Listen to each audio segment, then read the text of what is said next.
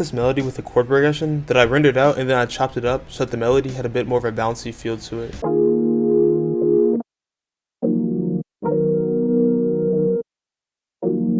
I found this synth in a VST called Kepler, which is just a default FL Studio plugin, but super slept on in my opinion. It has some really nice synth sounds in it, but essentially for the chord progression, it's just a minor fifth with just a few inversions and then just F for some dissonance to it.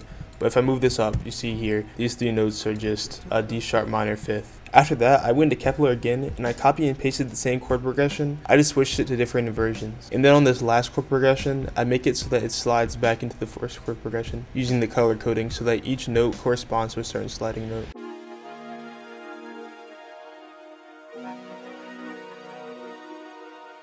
Next, I grabbed a bass from my Mosaic multi-kit, which you can get for free from the link in the description.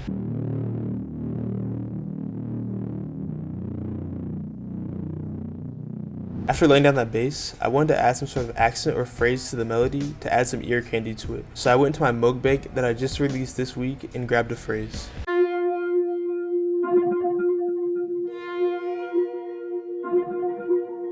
I found a textural sound and reversed it and added some distortion to it. To me, this added a lot of grain and warmth to the mix.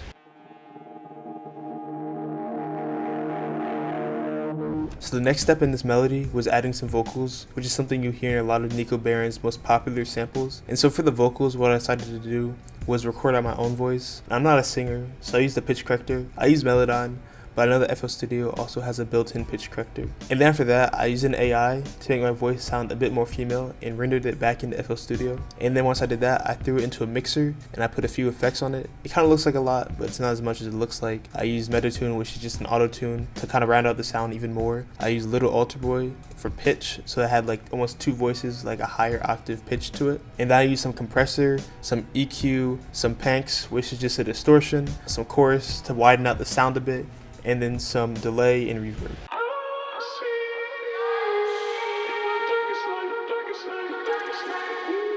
I wanted a second section in the melody, so for this section I decided to drop the main vocals and instead add a brass lead, which originally sounds like this. Then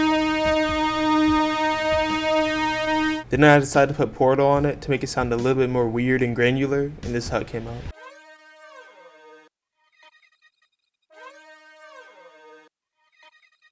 I got my acoustic guitar and played some notes that matched with the melody.